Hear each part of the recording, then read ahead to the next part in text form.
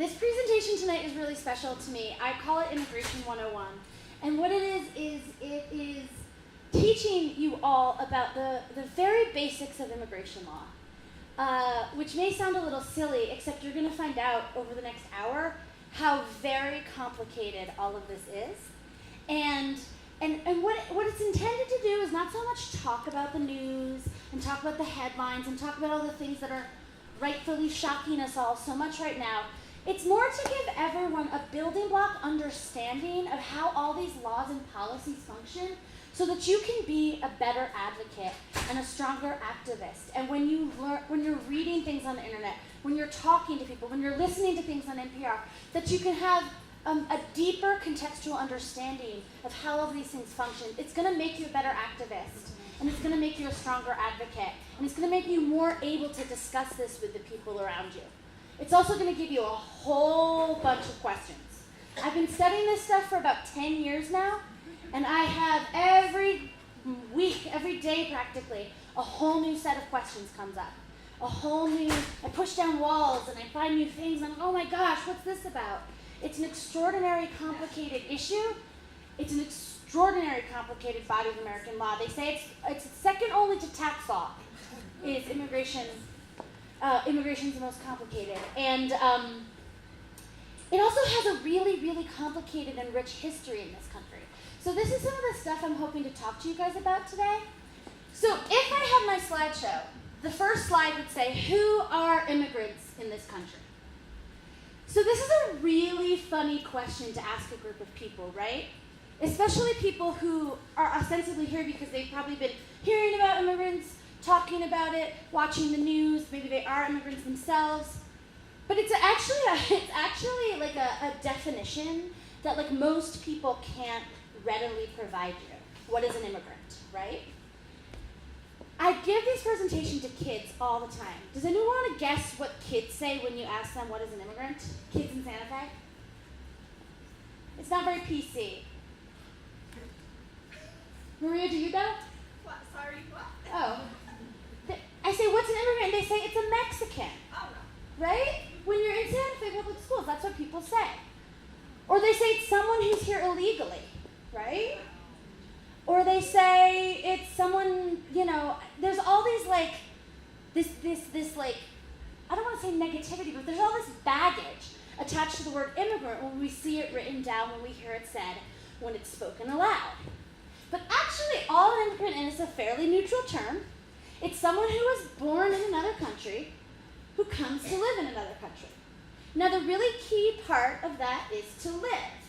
If you're from, I don't know, France, and you come here for 3 months to visit your family, go to Yankee Stadium, see Meow Wolf, try pizza, visit LA, you're not an immigrant, you're a tourist. If you come here to be an au pair for a year, if you come here to study at a university for a few years, if you come here for a short contract on a job, you're not an immigrant. You're just a person from a foreign country who's here in our country for a while. I'm sure we've all done that in other countries. An immigrant is someone who purposely leaves their home with the intent to live in this country. Now, there's all different types of immigrants in this country. First, we can talk about naturalized U.S. citizens. Does anyone know, and this is a little bit participatory, you don't have to be afraid. Does anyone know how someone gets citizenship, naturalizes into this, I'm sorry, I just gave one answer away. How does someone become a citizen of the United States? Born here. You're born here. And what does here mean? Within the United States or territories. Yeah, so you're born here in the United States. Like I was born in New Jersey, I'm a United States citizen, yeah?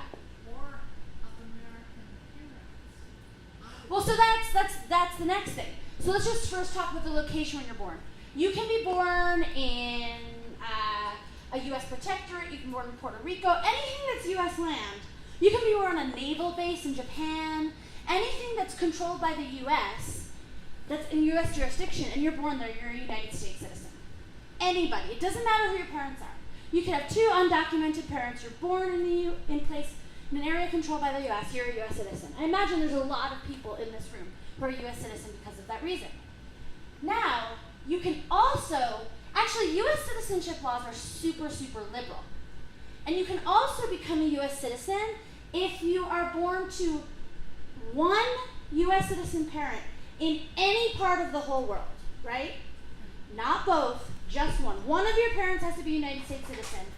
Now, if you're born to a father and he doesn't legitimize you, like there's all these rules that can sometimes affect it, but provided that they do a pretty good job of getting you to the nearest American consulate and registering your birth abroad, you're an American citizen. What's the third way you can become an American citizen? Naturalization. And that's the immigration pathway, where you start out a non-American citizen, and through a series of processes and adjustments and changing of statuses, you wind up becoming an American citizen. That's called the naturalized American citizen. I imagine there's some people in this room who are naturalized American citizens. You can't tell the difference between a citizen and a sort of born citizen and a naturalized citizen. Their rights are exactly the same. You can't be president, I don't think, if you naturalize. But I mean, who wants to be president anyway these days? But you can also, like lately we've been hearing the news that they're attempting to denaturalize people. And honestly, I haven't looked into too much what that's about, but it has something to do with people who committed fraud during their naturalization interviews. So if you like legitimately got your naturalization, it's actually a really hard thing to take away. You have to commit treason. So once you're a citizen, that's it. They're going to fingerprint, and they're going to look Okay. for old fingerprints, and they're going to do DNA cross-scanning on it, and find out if they ever deported them. They changed their name and Right. when they came here. That's So, but basically what they're trying to find out is like if there was some fraudulent behavior somewhere in the path to your naturalization to try and denaturalize you. I'm just going to hold off. There's a lot to get. The next class I want to talk about are called legal permanent residents. These people also have things called green cards, right? When someone says they have a green card, it's because they're a legal permanent resident in the United States. They've gone through some process to get a green card. They're not a citizen, but they're also like here, everyone knows they're here, they can work legally, they have access to certain benefits, you can cross the borders as much as you want, but you can't vote, and you can't commit certain crimes, pretty violent ones, and some sort of tricky ones will have your residency stripped. But mostly, once you have your residency, you can keep it as long as you want. You're never required to become a citizen. And there's tons of people who are here in the United States, and they've been legal permanent residents for like 50 years. They're not interested in becoming citizens, and that's just the status they're living in. Interestingly, when Trump started campaigning, a lot of people who were like, yeah, I've been a 30-year legal permanent resident, never had much interest in the citizen thing, suddenly registered for their citizenship because they were like, I want to vote, right? And so we saw a huge spike in naturalization applications, especially from residents born in Mexico, because they were like, I want to vote against this guy. People who had, like, during the Reagan years got an amnesty and never really much cared to become a citizen were suddenly like, let's do this. It was really awesome. Lots of really elderly people being like, I'm ready to do this, just so they could vote. So those are sort of like, I would say like the normalized immigration statuses. One thing you have to know about me is I never tolerate calling another person illegal. And I also don't call them legal. Because if you call someone legal, you're implying everyone who's not legal is an illegal. It's an incredibly dehumanizing way to refer to another person. And some of us do it, even about people we care about, but it's because we see it in the news. It's because we hear reporters say it. You might not understand that this is an incredibly difficult way to refer to another person. Not difficult, it's dehumanizing. And when you say that word, you're talking about someone you don't know. You might even be talking about their child, a kid, because it really criminalizes a person. So I say those are people who have like a sort of normalized status in the United States. And then there's all these people who are here, who aren't immigrants, but are on non-immigrant visas.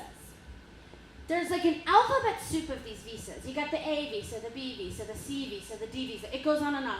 And like I had to memorize it for my immigration law class in law school, but it's like, okay, you're an athlete who wants to come play a sports game, and you're gonna be in town for like 3 months playing like in a bunch of soccer tournaments. That's the O visa.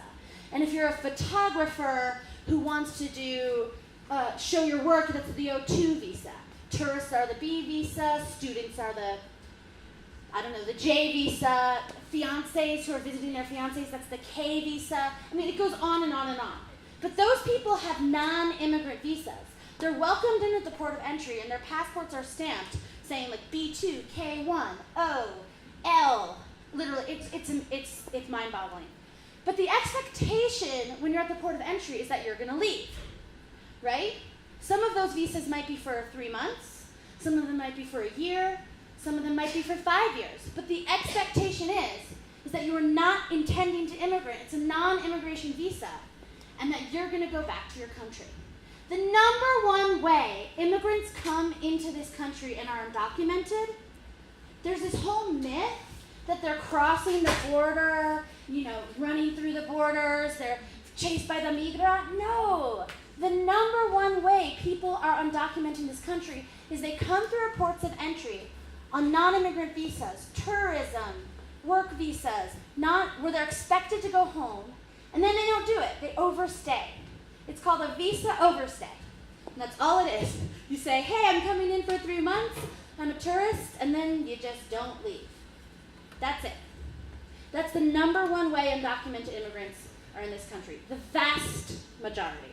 Most people do come in on tourist visas, and whether they intend to stay or not is between them and their lawyer and their God, but they come in and say they're a tourist, and then they don't leave.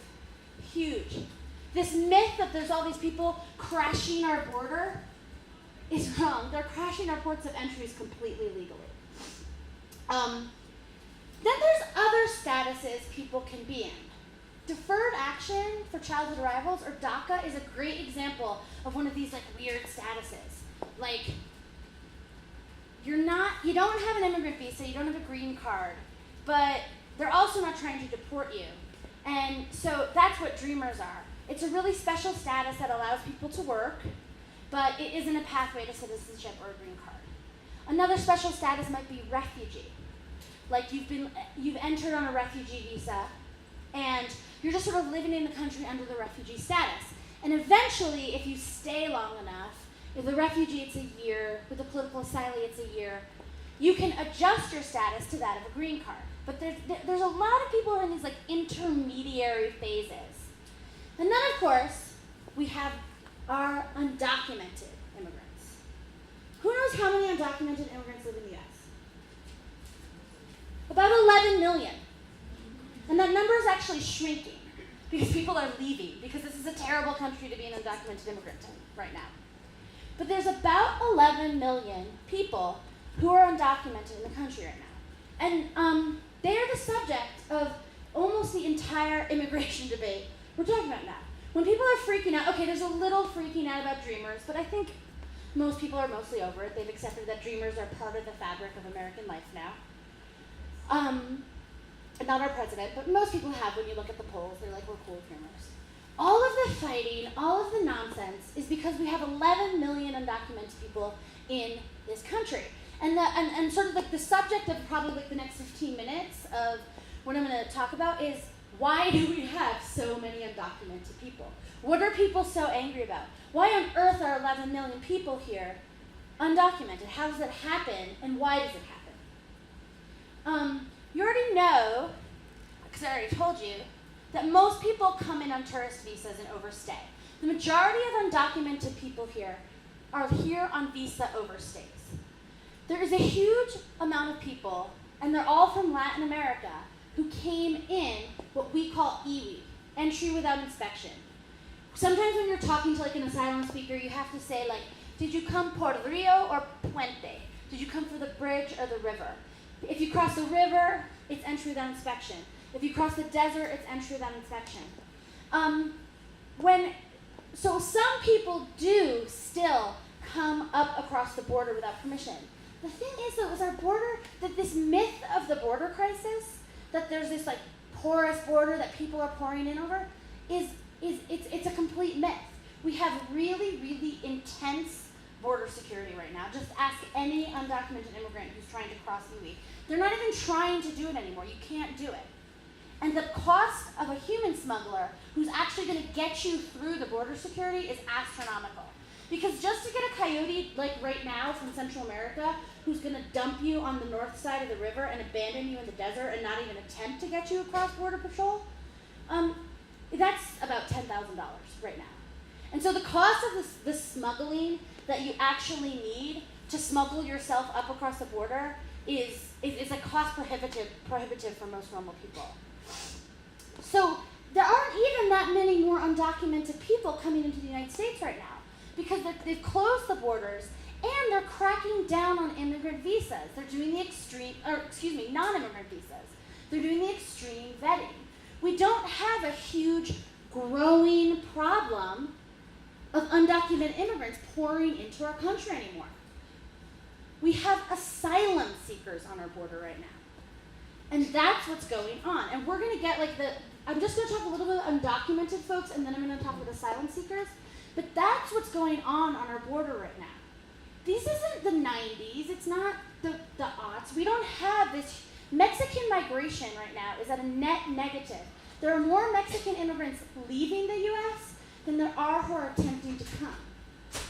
Right now, the border crisis is centered around Central American migrants who are seeking asylum in the United States.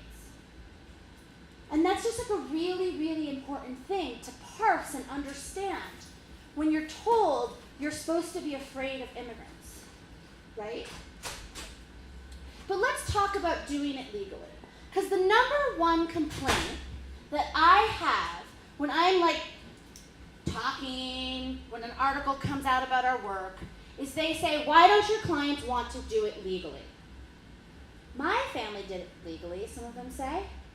Why can't they just wait? Why don't they get in line? I have no problems with immigrants, they say. The ones who do it legally. It's the ones who do it illegally who I can't stand. My assumption is, when people say that, is they have no idea what they're talking about.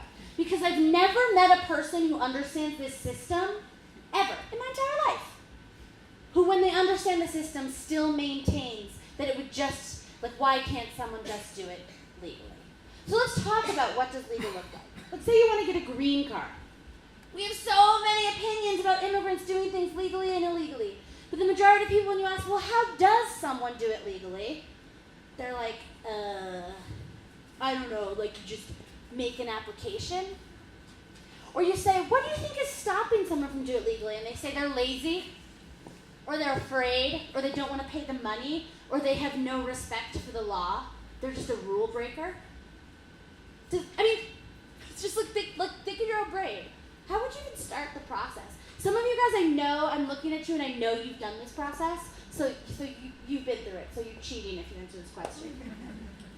How would you even start the process? What does that look like? How do you even start to evaluate it legally?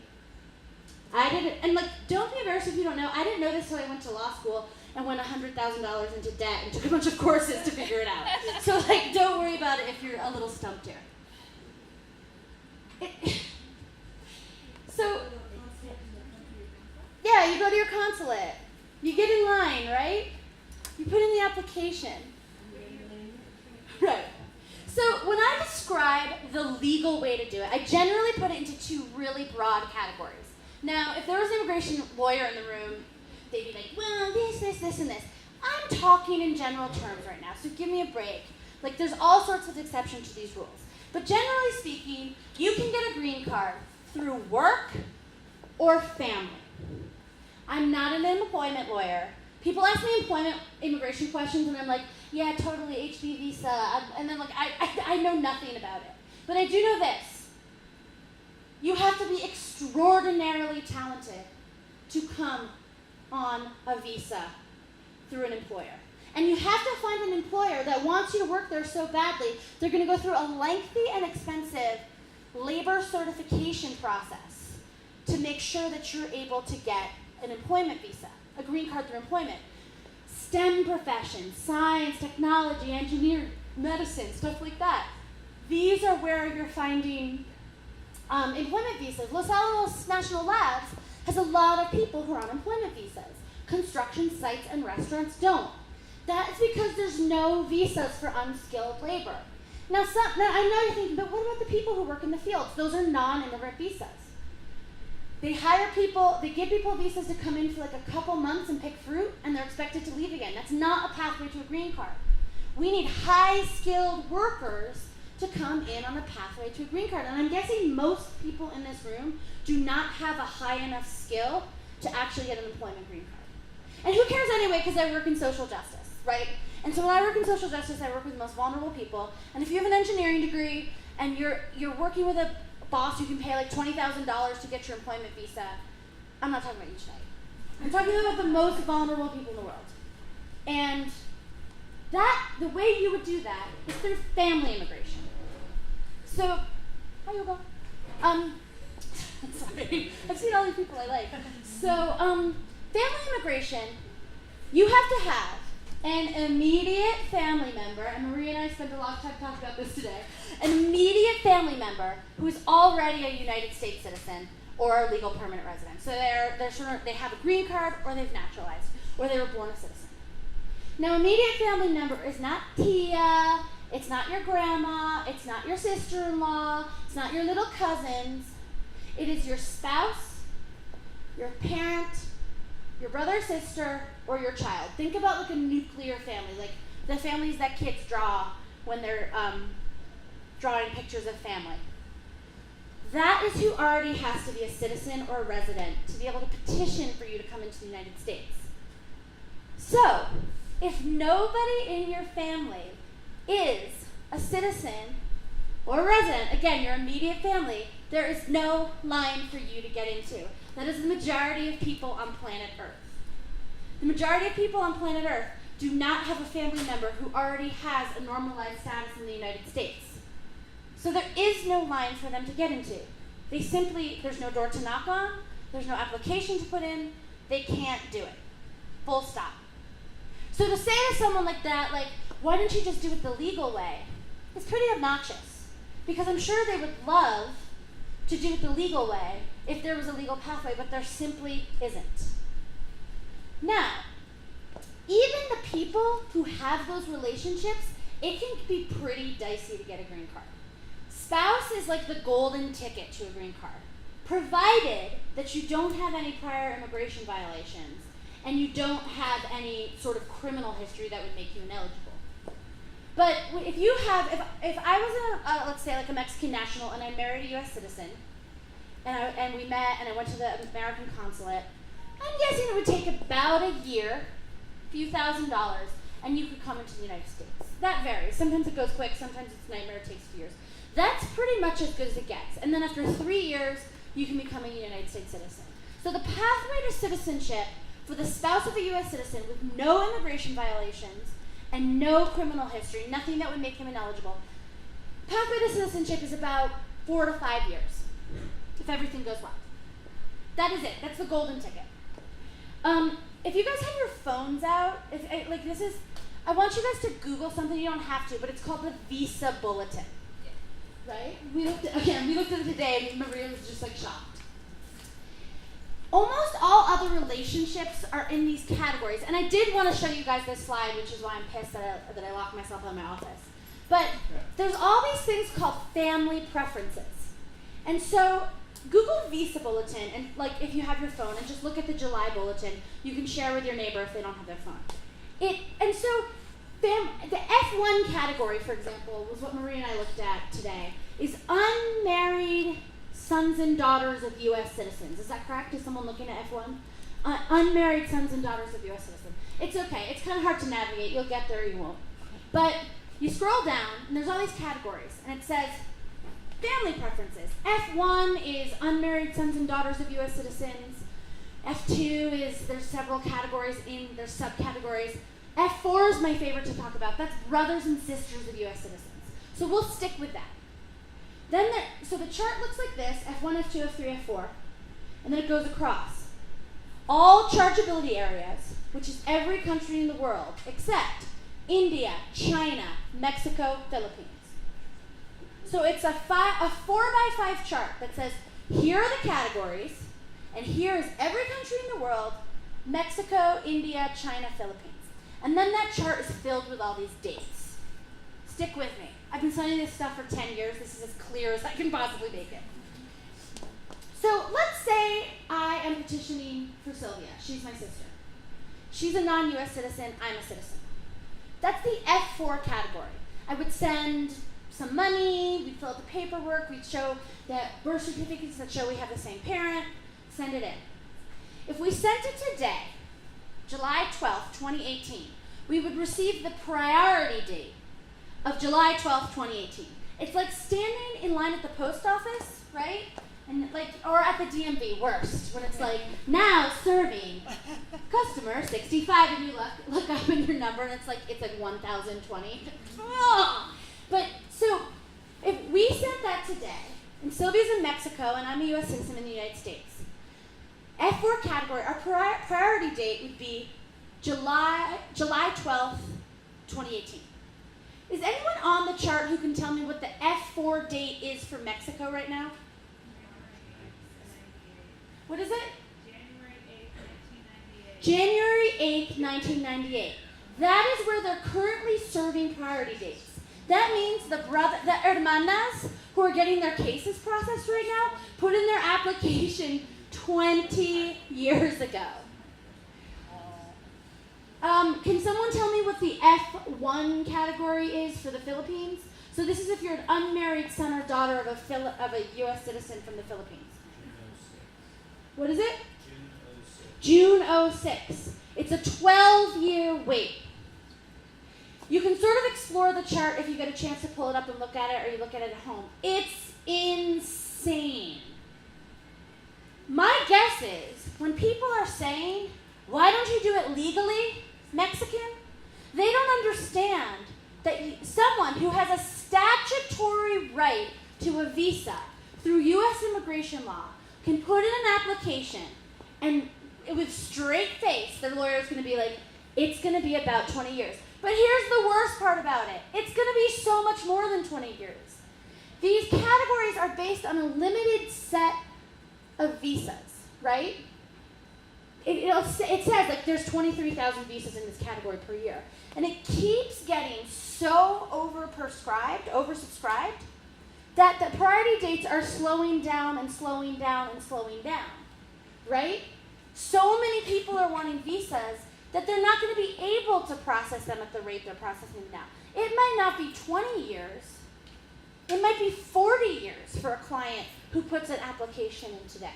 It's a horrible system that has stopped being able to respond to global needs. It's just, so this is sort of like where I like to share anecdotes. One of my hardest ones is, I had a client from Venezuela last year, and I don't know how many of you guys are paying attention to what's happening in Venezuela. People aren't eating. They're flooding out of the country, actually into Colombia now, because there's no food, right? And how long can someone stay in a place where they can't eat, right? So I had a U.S. citizen sister come in and say to me, look, my brother has never wanted to come to the U.S., I'm a naturalized U.S. citizen, but things are really dicey at home right now, and I'm ready to pull the trigger. And we're ready to put the immigration paperwork in. We understand it's going to take a while. He's not starving to death yet. We understand it takes a year, right? I mean, if anyone still has their Visa Bulletin pulled up, the F4 category from all countries of the world, I think 2011 is how long those Visa Bulletins are taking, or those visas are taking. F4 from a non-Mexican, Indian, China. I don't know.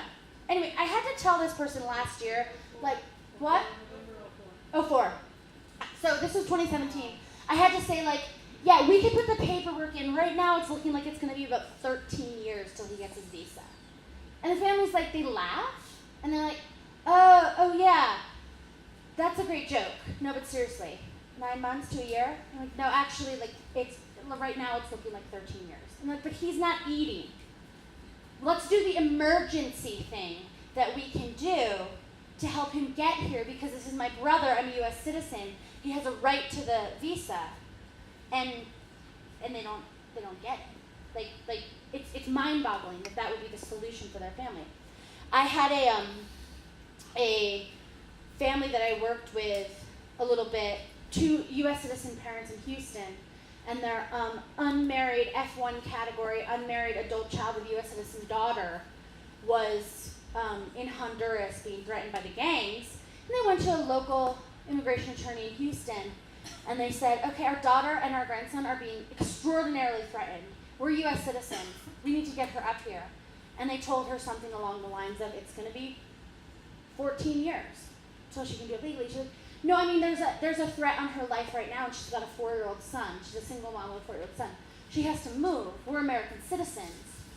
14 years to get that visa. So you know what this daughter did? She got on a freight train with her son. So that was the only choice that she had, because she couldn't afford to wait till he was already an adult before they could get their papers. And they were on a freight train in Oaxaca on top of it, and it derailed. And they fell off and were run over by the train. And she lost her leg at the hip, and he lost his arm at the hip. And the last I heard, they are still in Oaxaca because their U.S. citizen parents can't get them up into the country. And you think, like, certainly our U.S. senators, exceptions would be made, strings can be pulled. They cannot. I had an adult U.S. citizen client, and her minor sons were with their politico father in Guatemala, and he was assassinated, and they were both wounded in the firefight. And I got called on Christmas last year, Christmas 2016, saying that these kids had both been shot and were in hiding in Guat City, and they needed to move really quickly. If we got them to American consulate, certainly they were something they could do. Their biological mother's an American citizen. Now, this is one of the really good categories where it takes only about a year. A minor child of a U.S. citizen, that only takes about a year. And that's what I was told. It's going to take a year. And guess what? It took a year. So they were in hiding in Guat City, being passed around. It was unsafe for them to even go to hospital, being passed from safe house to safe house, while we waited for papers to grind out with U.S. Citizen and Immigration Services. And they ended up coming without papers. They ended up hiring a coyote and bringing them up unaccompanied across the border because they couldn't wait any longer. They couldn't wait a year as these kids' wounds got worse and their lives were in danger. So the question of why don't you do it legally has to be embedded in this understanding of what legally actually means. For most people, it means nothing. There is no legal way. And for a lot of people, it's a joke. Now, people will say, well, my family did it legally. The concept of being a legal or illegal immigrant is so brand new, it's like 50 years old. 1965 was when this was pretty much invented. Before that, everything was a sloppy mess. I mean, even before the 1920s, you just came, and you got like a lice test, and were welcomed into the country. Yeah. It was, and I mean, this was like less than 100 years ago. If you're saying my ancestors did it legally, it's like, congratulations. There was no legal or illegal. It's a really, really modern system. 1965 was when they started to invent the quota system and sealing off our borders for visas and stuff. And so that's like a really interesting thing that you can point out, like especially our governor likes to point out that her grandparents came legally as she's persecuting immigrants in our state. You're like, your grandparents came when there was like an open border, and Mexicans just moved freely across the border and came and worked, and there was no, it wasn't a thing. So congratulations, your family did it legally. But it just, that simply doesn't exist anymore.